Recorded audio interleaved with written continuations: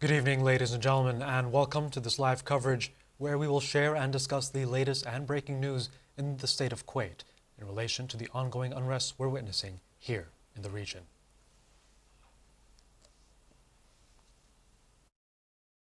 على استعداد تام وجاهزية عالية، ونعمل وفق خطط مدروسة ومحدثة باستمرار لمواجهة أي طارئ، ونتابع مع الجهات الحكومية كل ما يخص احتياجاتها لضمان استمرار نظام سير العمل وعجلة الإنتاج وسير الحياة الطبيعية، ونقول للجميع سلامتكم أولويتنا. منظومة الاتصالات بالكويت شغالة بكفاءة عالية ولله الحمد، والهيئة العامة للاتصالات وتقنية المعلومات مستعدة لأي طارئ لا قدر الله. في ظل التوترات اللي تمر فيها المنطقة فعلنا خطط الطوارئ وعززنا التعاون مع الجهات المعنية عشان نضمن استقرار الخدمات الرقمية وسرعة الاستجابة لأي مستجد. الوضع تحت المتابعة وكل الجهات المختصة على أتم الجاهزية. عسى الله يحفظ الكويت وأهلها. تؤكد وزارة الكهرباء والماء والطاقة المتجددة بأن عمليات توليد الطاقة الكهربائية وتحلية المياه تسير وفق الخطط التشغيلية المعتادة، وتؤكد الوزارة على جاهزيتها التامة للتعامل مع أي طارئ من خلال خطط متكاملة تتضمن الإجراءات الواجب اتباعها لاستمرارية الكهرباء والماء. وتوفر لدى الوزارة كفاءات وطنية مؤهلة وعلى أعلى درجات الاستعداد لتفعيل هذه الخطط متى ما دعت الحاجة. والمخزون الاستراتيجي من المياه العذبة في البلاد في ازدياد، إلى جانب توفر مخزون من المياه الجوفية، مما يعزز قدرة المنظومة الوطنية على الصمود والتعامل مع مختلف الظروف.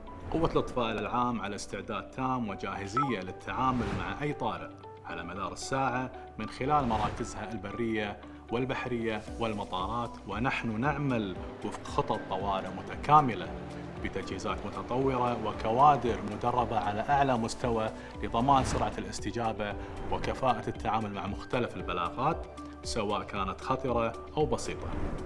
وهذا الاستعداد والجاهزية لدينا مستمرة على مدار العام حفاظاً على سلامة الأرواح والممتلكات وتحقيق الأمن المجتمعي. الحرس الوطني قادة وقوات دائماً على استعداد وجاهزية تامة لحماية الوطن بالتعاون مع زملاء السلاح في وزارتي الدفاع والداخلية وقوة الإطفاء العام، وتقديم الدعم والإسناد لكافة جهات الدولة خاصة في أوقات الأزمات والطوارئ. ونسأل الله أن يحفظ وطننا الكويت من كل مكروه في ظل قيادته الرشيدة. Announcement from the Ministry of Interior. The General Department of Civil Defense will conduct a trial operation of sirens on Tuesday, November 5, 2024. At 10 a.m. across all areas of the state of Kuwait. Citizens and residents are advised to observe the following guidelines when they hear the sirens. Intermittent tone. Signals an imminent danger. Waved tone. Indicates that danger is currently occurring. Continuous tone. Signifies that danger has passed. Please remain calm, do not panic. And follow the instructions provided by civil defense authorities through official media channels. This message is brought to you by the General Department of Public Relations and Security Media at the Ministry of Interior. في أوقات الحروب والأزمات تكثر الأخبار وتتضارب الروايات وتضيع الحقيقة، ويصير الجو مثالي لانتشار الشائعات والمعلومات المضللة. وقتها كل واحد فينا أمام خيارين، يا نكون صمام أمان أو نكون وقود للقلق والارتباك. ترى الإشاعة ما تحتاج أكثر من إرسال، لكن الوعي يحتاج وقفة وتحري ومسؤولية. عشان كذي المسؤولية الاجتماعية اليوم تبدأ من شاشة التليفون اللي بيدك تقدر تبني وعي أو تنشر فوضى. مو كل شيء نشوفه نشاركه، ولا كل شيء نقرأ نعيد نشره. خلنا نوقف شوي، نتأكد ونتأنى ونسأل من المصدر، شنو الهدف؟ مصدرنا الحقيقي هو المنصات الرسمية وجهات الدولة المختصة. والله يحفظ ديرتنا ويحفظ بلاد المسلمين من كل شر وسوء. بتوجيهات مباشرة ومتابعة حثيثة ومتواصلة من قبل مجلس الوزراء ووزيرة الشؤون الاجتماعية الدكتورة أمثال الحويلة، سارعت وزارة الشؤون إلى وضع الخطط المسبقة التي تهدف من خلالها إلى المحافظة على مستويات المخزون الاستراتيجي من السلع المواد الغذائية والاستهلاكية، ولضمان سلاسة وسهولة تدفقها إلى الأسواق التعاونية. قامت وزارة الشؤون ممثلة بقطاع التعاون بتشكيل 6 فرق ميدانية بواقع فريق لكل محافظة، وذلك للمتابعة اليومية للتأكد من كفاية المخزون الاستراتيجي. إن هذا العمل هو ثمرة تنسيق وتخطيط مسبق مع جهات الدولة المختصة التي وضعت لضمان استدامة الأمن الغذائي في مختلف الأوقات، ودامت الكويت بحفظ الله ورعايته. Welcome back, ladies and gentlemen. Throughout this live coverage, we'll be giving you the latest updates and breaking news taking place now as the country and the region as a whole undergoes this difficult situation. Amid the regional developments with the ongoing attacks jointly launched by the U.S. and the Israeli occupation against Iran, Tehran launched massive retaliatory attacks targeting various U.S. bases in the Gulf region, as well as occupation bases across the occupied Palestinian territories. More in this following report. In response to escalating regional tensions and recent heinous attacks by the Iranian Revolutionary Guard, Kuwaiti officials have affirmed the country's high readiness and the activation of comprehensive security protocols to protect its sovereignty and citizens. As of early March of 2026, the official spokesperson for the Ministry of Defense stated that the Kuwaiti Air Defense Forces are effectively and efficiently engaging a number of hostile aerial targets. These targets are being detected and intercepted within the operational area in the central part of the country, reflecting the forces' full readiness to protect the nation's airspace. No casualties have been reported so far. On its part, the Kuwaiti Ministry of Interior stated that the competent security agencies represented by the criminal security sector have identified and apprehended a number of individuals involved in committing serious violations that threaten the security and stability of the society. The ministry indicated that the arrest included a group of individuals who illegally filmed events and circulated videos, contributing to inciting chaos, misleading public information, and spreading fear among citizens and residents. The Ministry of Interior stated that the criminal security sector successfully arrested several individuals for publishing content expressing sympathy for terrorist organizations on personal accounts and social media. The ministry urged all to obtain information only from official state sources and to prioritize the national interest by refraining from sharing or posting unverified content. And to ensure citizens and residents of the state of Kuwait, the General Administration of Customs confirmed the continued smooth flow of goods entering through all land and sea ports, thanks to an integrated system that balances speed of processing with the accuracy of control procedures. Customs also confirmed the smooth entry and exit of travelers through all land ports by increasing the number of customs teams and activating field work plans to ensure the swift completion of procedures without compromising security and inspection requirements. Meanwhile, Kuwaiti Ministry of Commerce and Industry confirmed that drinking water supplies in the markets are plentiful and that the strategic reserve is sufficient. The movement of goods and vegetables is also proceeding smoothly to meet customers' needs. The ministry also noted that intensification of efforts to increase production quantities, which supports the market stability and enhances product availability. May Allah protect our dear land and its people from all harm. الإدارة العامة للدفاع المدني على استعداد تام وجاهزية عالية، ونعمل وفق خطط مدروسة ومحدثة باستمرار لمواجهة أي طارئ، ونتابع مع الجهات الحكومية كل ما يخص احتياجاتها لضمان استمرار نظام سير العمل وعجلة الإنتاج وسير الحياة الطبيعية. Welcome back, ladies and gentlemen. In some breaking news, the U.S. Embassy has issued a statement to its staff asking them all to shelter in place in Oman, also asking other American citizens to also shelter in place during the ongoing strikes. Earlier today, the U.S. Embassy in Riyadh, Saudi Arabia was also hit by 2 drones, causing some minor material damage.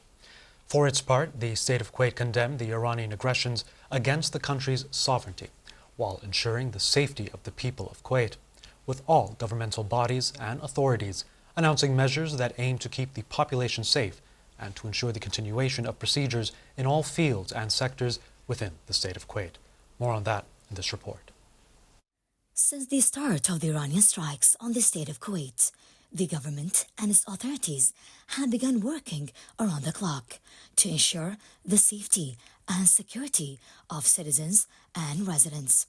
The first Deputy Prime Minister and Minister of Interior, Sheikh Fahd Yusuf Saud al-Sabah, affirmed that the state's emergency preparedness plan is based on a comprehensive and well-considered system that relies on direct coordination among the various relevant authorities. The remark came during his visit on Sunday to Sheikh Jabal Ahmed Hospital to check on those injured in the bombing, accompanied by Minister of Health, Dr. Ahmed Al-Awadi.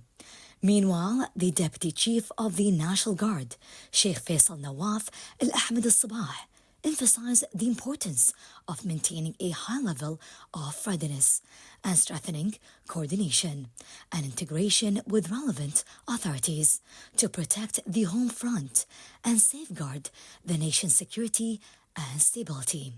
Received by the Undersecretary of the National Guard, Lieutenant General Hamid Al-Barjis, and senior commanders.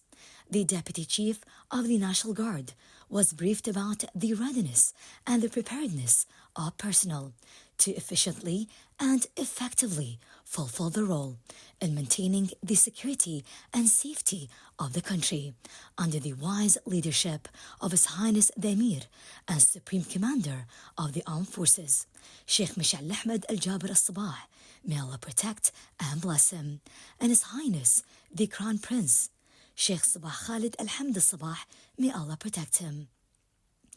In the meantime, to ensure citizens and residents of the stability within the country, the National Guard announced that there was no detection of any rise in radiation level in Kuwaiti airspace and waters.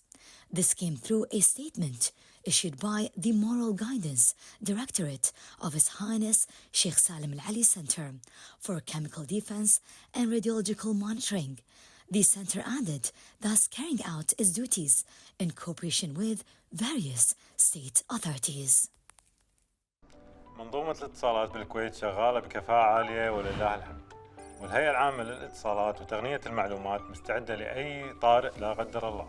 وفي ظل التوترات اللي تمر فيها المنطقة فعلنا خطط الطوارئ وعززنا التعاون مع الجهات المعنية عشان نضمن استقرار الخدمات الرقمية وسرعة الاستجابة لأي مستجد. الوضع تحت المتابعة وكل الجهات المختصة على أتم الجاهزية. عسى الله يحفظ الكويت وأهلها. Welcome back, ladies and gentlemen. And in other breaking news coming from Lebanon, where the U.S. Embassy in Beirut has been closed until further notice, announcing that regular and emergency consular appointments have been cancelled so far. Meanwhile, all 6 Gulf Cooperation Council countries have been affected and drawn into an unprecedented regional crisis as a result of the Iranian attacks. Missiles and drones launched by Iran not only attacked U.S. military bases, but also civilian and energy sites across the region. More details in this following report. Iran has targeted at least 6 U.S. military sites, with some reports claiming 27 sites in total across the Middle East since Washington and the Israeli occupation began striking Iran on Saturday. It remains uncertain how many weapons Iran fired at the bases or how many were intercepted. Sites in Bahrain, Iraq, and the United Arab Emirates, along with 3 locations in Kuwait, were struck over the last few days. Several buildings were damaged or destroyed, including satellite communication systems. U.S. officials reported that 3 service members were killed and 5 seriously injured in a strike on Camp Arif Jan in Kuwait. The Ali Salim Air Base was also struck as U.S. Central Command declared the base out of service. Camp Buehring was also the target of several drones launched by Iran, although most were seemingly intercepted before reaching the facility. On Saturday, Iran hit the headquarters of the U.S. Navy's 5th Fleet in Manama, Bahrain, using missiles and drones causing significant destruction to multiple structures. The harbor appeared largely devoid of naval ships during the strike. Satellite imagery from Sunday indicated that 2 satellite communications terminals were destroyed and several large buildings at the headquarters were either heavily damaged or leveled.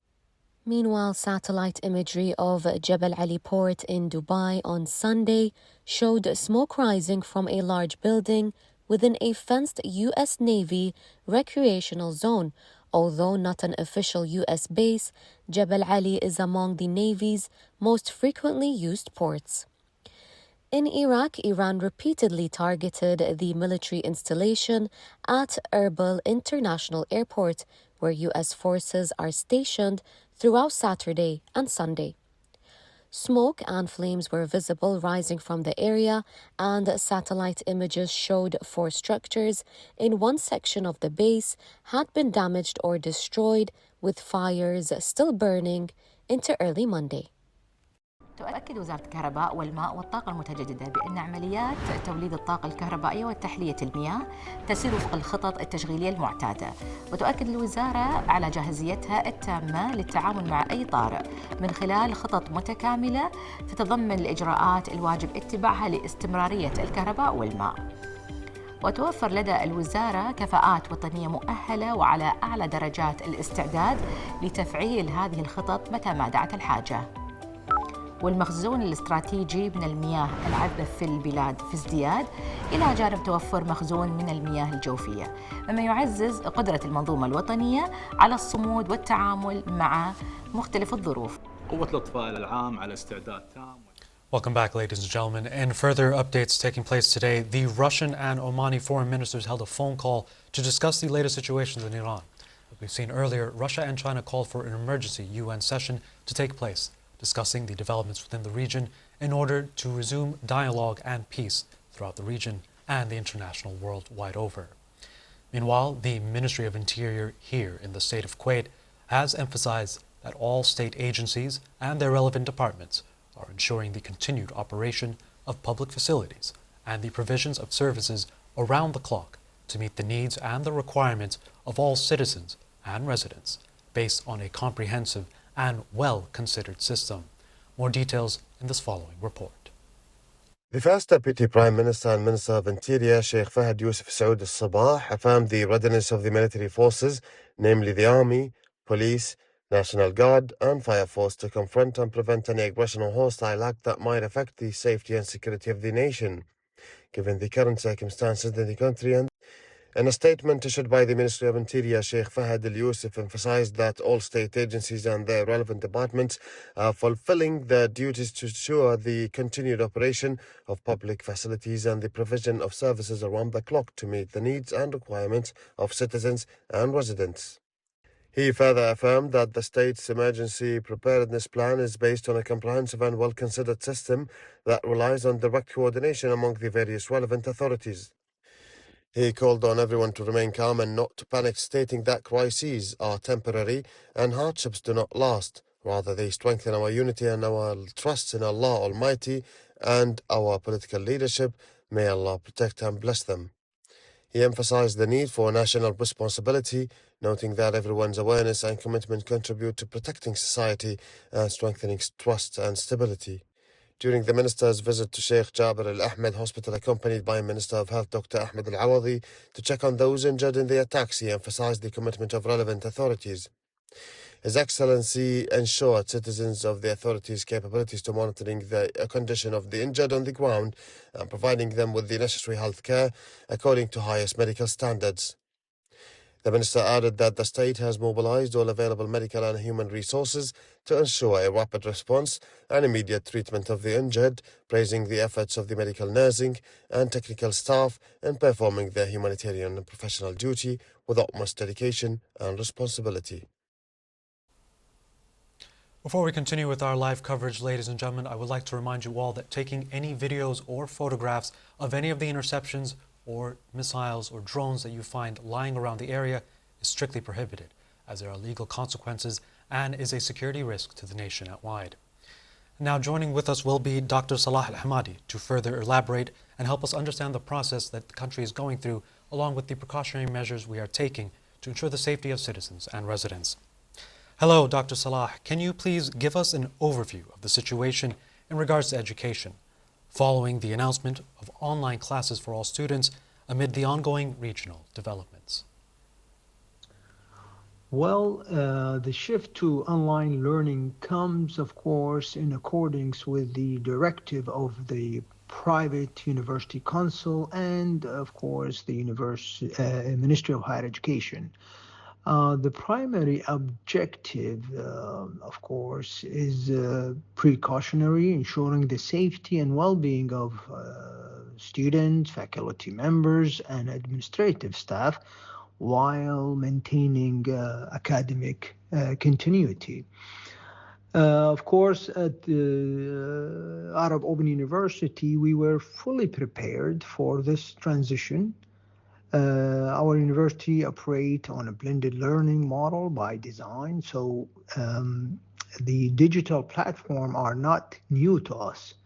They were an integral part of our academic system, even though the teaching was fully face-to-face before the US-Iran war. Therefore, the move to fully online teaching was smooth, organized, and implemented without disruption to the academic calendar. As well, lectures are being delivered through an official learning management system, the LMS. Attendance is being tracked as well, and academic advising as well there. Office hours being put in place. Technical support, of course, is there. The student service continue as usual. So therefore, education is not stopped, and it has simply shifted to the format as being an online. Now, Dr. Al-Hamadi, as an educator yourself, how do you ensure these students access via online classes, or their success rather? And if the state of emergency continues, how will you evaluate students from here on forward? Well, ensuring student success online required, of course, careful structure and quality assurance. So first, we maintain academic discipline. Lectures follow scheduled time. We have course material are uploaded in advance, and faculty member hold virtual office hours to support student. Second, of course, engagement is essential. So we use live discussion, interactive session, case studies, and continuous assessment tools to keep students academically involved and motivated. Third, of course, regarding assessment, if this situation or precautionary situation continues, we have a well-established alternative to meet academic standards and BUC regulations. This include online proctoring examination, time digital assessment, research project, analytical assignment, and of course, case-based evaluation. Just think like the situation when we were in Corona time. So the key message is this academic standards will not be compromised. Learning outcome, fairness, and quality assurance remain fully intact. Thank you, Dr. Salah Al-Hamadi, for your time and your insight. Just to recap, he mentioned that they have been prepared with digital platforms to teach students during this ongoing crisis, and that the curriculum that they will use to evaluate students will be unaffected and continue as originally promised.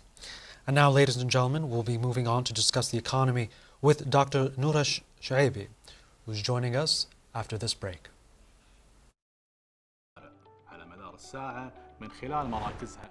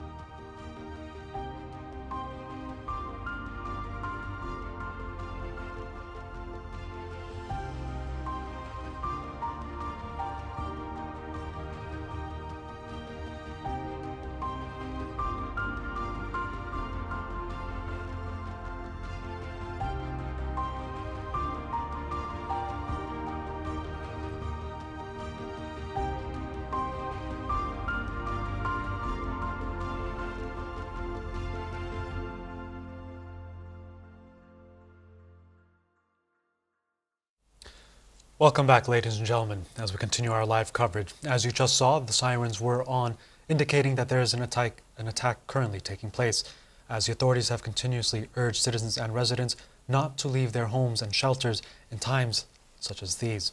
We urge you all to stay home, and if sirens are heard, to go find a safe place, whether down in a basement or underneath a stairwell. Now, ladies and gentlemen, we're going to be joined by Dr. Noura Shoubi, who will help us understand the food and water security situation here in the state of Kuwait. Hello, Dr. Noura. Could you tell us that as regional instability persists, what are the measures taken to ensure water and food safety here in the country? When we speak about regional instability, the real issue is not whether tensions exist. It's whether institutions are built to absorb them. In Kuwait's case, water and food security are treated as matters of national resilience and not short-term crisis management. Let me break this down into 3 strategic layers for Kuwait. First is the strategic buffering. Kuwait maintains multi-month strategic reserves of essential food commodities, particularly staples such as wheat, rice, and other basic goods. So these are operationally managed, rotated for freshness, and calibrated against national consumption levels. On the water side, the country maintains strategic freshwater storage capacity that can sustain distribution for several days, even if production were temporarily disrupted. The second strategic layer is diversified supply architecture. After COVID-19 and previous regional shocks, procurement strategies shifted towards diversification. Imports are sourced from multiple geographic origins and logistics routes are flexible. This means that the system is not dependent on a single supplier or maritime corridor. In parallel, desalination capacity has been expanded and diversified technologically, using multiple plants and methods to reduce single-point vulnerability. And the third and final layer is the continuous monitoring and enforcement. Food safety is overseen by the Public Authority for Food and Nutrition, which conducts document verification, laboratory testing, and market inspections. During periods of heightened tension, inspections are intensified. On the waterfront, production and distribution networks are continuously monitored, with environmental and quality testing conducted routinely to ensure safety standards are maintained. So what's important for the public to understand is that Kuwait's model is built on redundancy. Redundancy in storage, in sourcing, in technology, and in regulatory oversight. Instability may affect shipping timelines or insurance costs, but it does not immediately translate into shortages or safety risks. The country's systems are designed to buy time, manage shocks, and protect public health. So while vigilance remains essential, the institutional safeguards in place are structured, layered, and significantly more robust than they were a decade ago. Now, Dr. Noura, in regards to the ongoing attacks, could debris contamination risk or affect water in Kuwait? At this stage of the ongoing escalation, the risks to critical water infrastructure from missile debris contamination remain very low and highly localized, but they are being taken seriously by authorities. First, we should distinguish between direct hits and debris from interceptions. Most of the missiles and drones fired towards the Gulf states have been intercepted by air defense systems before reaching populated areas, and any falling fragments have caused incidental and minor damage, but did not damage any major energy or water facilities so far. Second, Kuwaiti and regional monitoring agencies are actively tracking levels of environmental contamination, including radiation and chemical markers.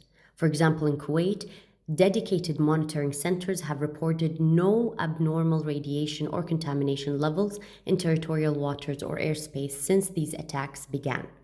From a technical perspective, modern desalination plants and utility infrastructure are designed with multiple layers of protection in their physical, mechanical, and procedural ways to withstand a broader range of operational disruptions, including fallout and debris impact. Routine emergency response protocols are also activated in times of heightened regional tension to secure intake systems and adjust operations if any credible threat is detected. It's also worth noting that the more serious environmental contamination scenarios are tied to very different types of attacks than what we are seeing today, and these remain hypothetical rather than actually observed in the current conflict. So basically, debris from intercepted missiles and drones presents some minor damage, mainly to property where fragments land, but does not at this stage pose a systemic risk to water infrastructure or to the desalinated water supply. Authorities continue to monitor, but existing safeguards and redundancy in water systems mean essential services remain intact. In conclusion, Kuwait's water systems are functioning normally, protective mechanisms are active, and specialized environmental monitoring continues around the clock to ensure any real risks would be detected early. In times of regional instability, the key question for any state is resilience. In Kuwait's case, water and food security are not managed reactively. They are managed structurally through layered contingency systems developed over decades. On the food security side, Kuwait maintains strategic reserves of essential commodities. These are like wheat and other staple goods. These are designed to cover several months of consumption. These reserves are actively monitored and rotated to ensure both quality and continuity. In parallel to that, supply chains have been diversified significantly since the COVID-19 period, which means that imports are not overly dependent on a single country or route, and that Kuwait diversified its dependence on partner countries or origin suppliers. Equally important is oversight. The Public Authority for Food and Nutrition continues routine and intensified inspections at ports of entry and within domestic markets. Recently, inspection has modernized, which includes mobile testing units. This is to ensure that speed of clearance does not compromise safety standards. So the emphasis here is not only on availability, but also on public health protection. On the water security front, Kuwait's system is anchored in desalination infrastructure. Nearly all potable water comes from multiple desalination plants using different technologies, which creates operational redundancy. In addition, there are strategic water storage capacities that provide buffer time in case of any technical or logistical disruption. Short-term geopolitical tensions can create volatility in shipping routes or insurance costs, but Kuwait's structural preparedness is specifically designed to absorb such shocks. At this stage, there's no indication of immediate risk to food or water availability. From a broader geopolitical perspective, the Gulf states have learned from past crises, and they have invested heavily in redundancy, diversification, and monitoring systems. So while vigilance is always necessary in uncertain times, the institutional mechanisms in place today in Kuwait are significantly stronger than they were a decade ago. Dr. Noura Chaibi, that's all the time we have for you now, but I'd just like to thank you for your time, insight, and words of reassurance. Ladies and gentlemen, as the regional tensions persist, the state of Kuwait remains consistent in its message to the public: vigilance without panic, readiness without disruption.